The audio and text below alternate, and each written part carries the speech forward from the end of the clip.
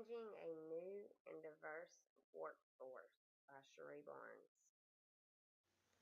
Workforce diversity has become an important issue in many organizations in the United States.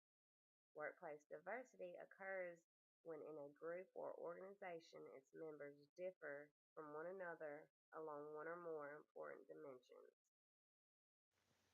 There are several factors for these trends to workforce diversity, such as changing demographics in the labor force, increased awareness by organizations that they can improve the overall quality of their workforce by hiring and promoting the most talented people available, regardless of gender, race, or any characteristics. Legislation and legal actions have forced organizations to hire more broadly, as well as the globalization movement. In a lot of cases, employers assume that diversity and equal employment opportunity are the same. Equal employment opportunity is treating people fairly and equitably and taking actions that do not discriminate against people in the protected classes on the basis of some illegal criterion. Diversity management places a much heavier emphasis on the recognizing and appreciating differences among people at work and attempting to provide accommodations for those differences to the extent that is feasible and possible. Many different dimensions of diversity can be used to characterize an organization, such as age distributions, gender. As more and more females have entered the workforce, organizations have experienced changes to the proportions of male to female employees. Ethnicity.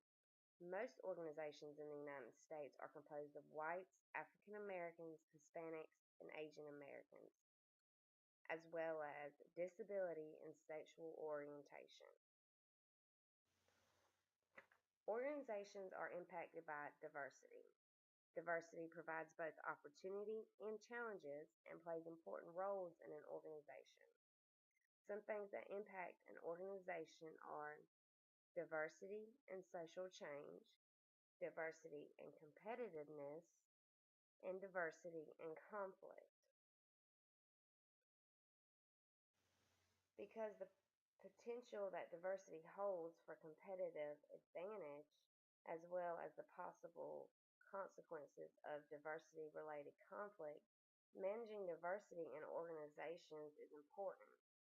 There are individual strategies for dealing with the diversity and organizational strategies for dealing with diversity. Individual strategies for managing diversity in an organization consist of four actions that individuals themselves can take, such as understanding the meaning of diversity, empathy. People in an organization should try to understand the perspective of others. Tolerance. People in an organization should try and be more tolerant of others. And finally, communication. Problems often become magnified over diversity issues because people are afraid or otherwise unwilling to discuss issues that relate to diversity. Organizational strategies for dealing with diversity consist on a few things an organization should have, such as organizational policy. When managing diversity, an organization must have organizational policies because they directly or indirectly affect how people are treated. Another is organizational practices. Organizations can help manage diversity through various ongoing practices and procedures, and diversity training, which is specifically designed to enable members of an organization to function better in a diverse workforce. The multicultural organization is one that has achieved high levels of diversity, can capitalize fully on the advantage of diversity, and has few diversity related problems. A multicultural organization is where diversity and the appreciation of all cultures is simply the way business is done.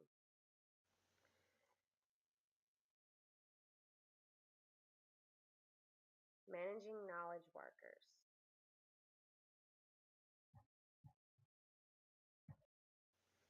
In today's economy, many organizations are now really trading in knowledge, which represents a special set of challenges for the HR manager. Some things I will be discussing is organizational learning as well as knowledge workers. Organizational learning is the process by which an organization learns from past mistakes and adapts to its environment. For an organization to learn from past mistakes, it must be able to recall those events in some way. So you have organizational memory, which is the collective institutional record of past events. Knowledge workers are employees that add value simply because of what they know. Knowledge workers tend to be in high technology firms and usually experts in some abstract knowledge base. They often believe that they have the right to work anonymously and they identify more strongly with their profession than they do with an organization. Human resource management and social issues. Today, several issues have begun playing a role in the lives of HR managers, such as prison labor, being that goods purchased at such a low cost can compete openly with goods produced by workers who are paid a minimum wage is potentially a serious threat to the jobs of low paid, unskilled workers in the general population. Living wage is a social issue because it presents a challenge to how you should determine what someone is paid. Immigration is also a social issue because much of their work touches an issue that are important for immigrants, both legal and illegal.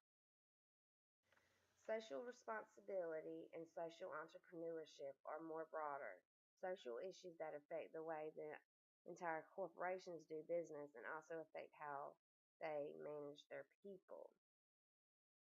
Social responsibility is the idea that companies should embrace its social responsibilities and not be solely focused on maximizing profits. Social responsibility entails developing a business with a positive relationship to the society which it operates in.